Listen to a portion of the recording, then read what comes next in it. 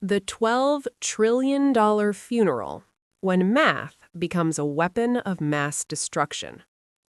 Chapter 1. The 4 a.m. Death Sentence. The global storm of September 2008 didn't begin with the screams of a market crash. It started with a suffocating, clinical silence. On the 42nd floor of a premier Midtown Manhattan investment bank, the elevator doors slid open without a sound. 4 HR representatives stepped out, faces like stone. In the world of Wall Street, the sight of these people carrying stacks of blue folders and cardboard boxes signals the end of an era. They were conducting a lightning liquidation. Eric Dale, a 19-year veteran and head of risk management, was escorted to a glass conference room by 2 security guards like a valuable prisoner. No thank you letters, no farewell parties. The firm gave him 2 minutes to pack, deactivated his BlackBerry, and cut his building access. In the final second before the elevator doors sealed his fate, Eric reached out with a trembling hand and shoved an encrypted USB drive into the hands of a junior analyst, Peter Sullivan. He whispered a curse-like warning. "Be careful. The data in here is enough to burn the whole world down." Peter wasn't just another finance bro. He held a PhD in propulsion engineering from MIT. To understand the weight of that USB drive, you first have to see the Alchemy built on pure greed.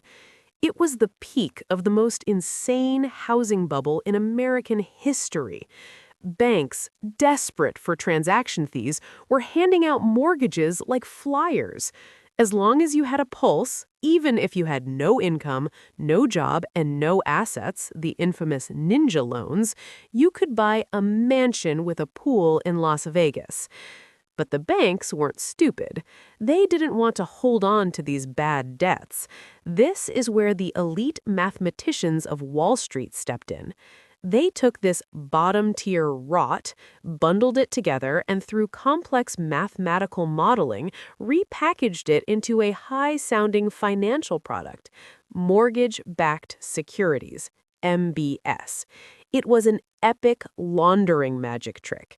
If you grind up 10,000 rotten sausages, mix them with expensive spices and preservatives, and then use your connections to get a AAA rating from S&P, sovereign funds and pension funds across the globe will fight to buy it like it's pure gold. Chapter 3. When the model fails, the hurricane hits the heart. 10:17 p.m.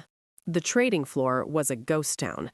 Peter sat in the cold glow of his monitor, recalculating the risk model Eric had left behind. Every top-tier bank relies on a warning system called VAR, value at risk. It acts like a weather station, telling you that 99% of the time, your losses are within a safe range. This is why, even though the firm had pushed its financial leverage to a suicidal 40-1, the executives were still laughing on their yachts. But as Peter audited the data, a chill ran down his spine. He realized that real-world market volatility had completely shattered the floor of the model. The math assumed a default in Ohio wouldn't affect a guy in Florida because they were geographically separate.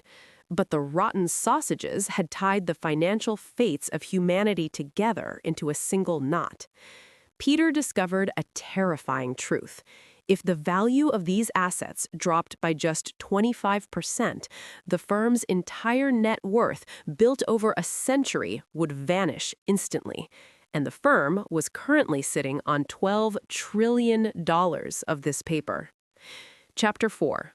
The 3 a.m. kill order and the human vacuum. By 2 a.m., the firm's top brass had been helicoptered to headquarters. The CEO, John Told, appeared at the head of the boardroom table. Impeccably dressed, his eyes were as cold as a viper's. He demanded Peter explain the situation as if he were speaking to a golden retriever or a 5-year-old child. Peter pointed at the screen. "Sir, the music has stopped, and we are holding the biggest bag of stinking shit in the history of capitalism." In that moment, the coldest essence of Wall Street was revealed. If you realize the ship is sinking and there aren't enough lifeboats, what do? John Told's strategy wasn't to find life jackets, it was to push everyone else overboard. His command was only 2 words: sell it. If you dump 12 trillion in toxic paper today, you will destroy the very foundation of market trust. You're using a nuke to fish. You'll never be able to do business with these people again. Sam, the head of trading, roared with the last shred of his professional ethics. Told replied calmly, "If I don't do this, Sam, there is no again. I must sell this garbage 1 second before the rest of the world realizes what it is." Chapter 5. The Great Betrayal and the Dawn Raid. 7:30 a.m. 33 elite traders filed onto the floor like men walking to the electric chair. Sam stood on the balcony, his voice as raspy as sandpaper. "Today, we are liquidating our entire MBS portfolio.